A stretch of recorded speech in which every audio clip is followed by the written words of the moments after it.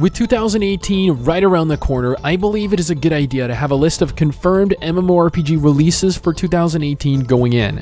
Now, there are a lot of highly anticipated MMORPGs on the horizon, such as Ashes of Creation, Pantheon, Rise of the Fallen, Chronicles of Illyria, Lost Ark, Project TL, and more. We all know about them, and we're all waiting to finally get the chance to jump in and experience them. However, there are a few MMORPGs that we're eagerly anticipating and have confirmed release dates for in 2018, and that is where we're going with this video. Ascent Infinite Realm, or AIR for short, is an upcoming steampunk MMORPG from the developers of PUBG. They're also the team behind Terra, showing that they have some experience in the MMORPG scene, especially with regards to making and maintaining a successful MMORPG over the years. Furthermore, Cacao Games, the team behind Black Desert Online, will actually be handling the Western release of AIR, another company that has a fair amount of experience with a successful MMORPG. Unlike Terra and Black Desert, however, AIR will be taking a steampunk approach to the game, as opposed to being set in a highly fantasy setting with magic. You're thrown into a world filled with technology. Some people have gotten into the South Korean beta so far and previewed the beginning of what the game has to offer. But from what we know thus far, the game will have us fighting inter-realm battles with giant mechs, launching themselves from even larger airships, whilst building and maintaining bases used for both battle in the air and on land. AIR is set to involve a variety of steampunk vehicles, including your very own airship that is personally manned and operated by actual players, meaning you and your friends have the opportunity to actually go around on your own private airship, cruising or killing. I mean, maybe both. I don't know you. I don't know what you plan on doing.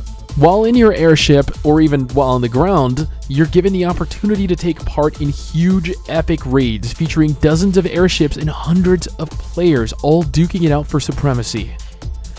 Also included, by the way, are player housing, which is a staple in MMORPGs these days.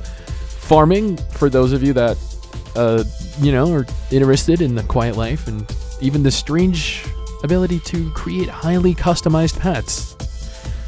Yeah, I have no idea what the logic behind that was, but I mean, hey.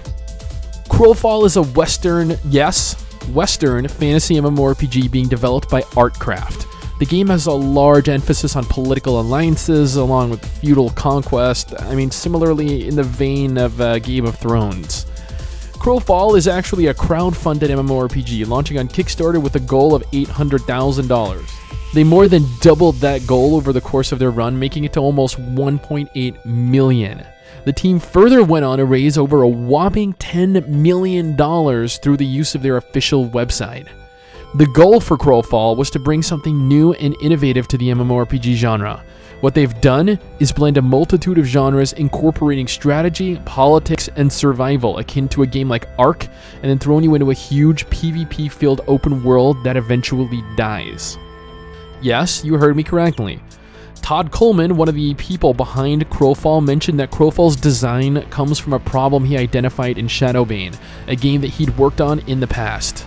What would happen with Shadowbane, and is actually typical of strategy games, is that over time, somebody wins. And once somebody's won, the game's not fun anymore. New people that come in get crushed instantly. Old people that come back can't get a leg up, and so you've got that one guy or group who's sitting on top of the world, and they basically, human nature, they crush everybody new that comes in until people stop coming in, and then they get bored, and then they leave too.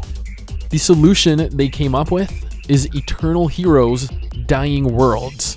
Crowfall will feature a permanent, evolving, traditional world based off of the actions of its players.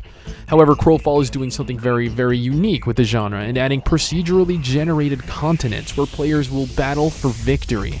When victory is achieved over this new continent, the continent will be retired and everyone will then set out on their next adventure to conquer whatever comes next. Crowfall offers an absolutely inane amount of replayability, and I hope people remain interested in the game since it will be, more or less, dependent on the player base to keep things fun and interesting. Soul Worker Online is an anime-inspired third-person action MMORPG, much like a Dynasty Warriors game. Slated for a release by Gameforge during the first quarter of 2018, Soul Worker is very highly anticipated. Probably the only fun anime MMORPG outside of Period Chronicles, and likely one of the only anime MMORPGs left that could actually retain popularity. Soul Worker throws you into the body of a prepubescent teen. Because, I mean, if there's anything that anime has taught us, it is that you can never be the chosen one if you are over 18. Maybe because you're no longer pure, or your voice is too deep, or you might actually think like and tackle things as an adult. I don't know. Anyway, moving on. Soul Worker takes place in a post-apocalyptic world where you take on the role of a soul worker, special agents tasked with trying to stop the world from ending as one of humanity's saviors. The game features well over 100 unique dungeons, with episodic, progressive bosses, the use of both real player and AI party members, and some of the best action combat I have ever seen in an MMORPG outside of Black Desert Online. Furthermore, the game offers player housing, or a variant of it at least, allowing you to populate and decorate your very own agent's room atop the organization's building, which is, I mean, honestly, it is actually kind of cute. PvP takes place inside an arena-like zone, pitting players against each other without objectives other than really winning, which is fun at higher levels when you have access to all your skills, but somewhat lacking during the leveling process. Definitely worth a look if you're interested in and disappointed in something like Critica or Closers, or just bored with games like Vindictus, Monster Hunter Online, or Phantasy Star Online 2. An MMORPG that has seemingly been on every upcoming MMORPG list since 2010, Bless Online is an upcoming action MMORPG set in a fantasy world torn between an ongoing war between two rival factions. Much like the Horde vs. Alliance, or I mean, really any other PvP-inspired MMORPG made in like the last decade. The game, although developed in South Korea, has a medieval Europe feel to it, utilizing the Unreal Engine 3 to build a world filled with photorealistic environments, complete with Renaissance cultural themes. Although Bless Online has suffered setback after setback, the fact remains that the team behind the game has guaranteed a 2018 release, featuring quite a thorough PvP system, having you participate in skirmishes of varying size, such as minor battles to all-out wars in large-scaled realm vs. realm, much like Guild Wars 2 or Elder Scrolls Online. Bless is supposedly very heavily story-driven, a little reminiscent of Blade and Soul, making for a highly deep narrative shaping the player, the NPCs, and overall landscape of the world. While not as feature-rich as some of the aforementioned MMORPGs, the fact remains that Bless is a very beautiful, highly entertaining MMORPG that has been one of the most anticipated MMORPGs for years. There we have 4 of 2018's confirmed upcoming MMORPG titles.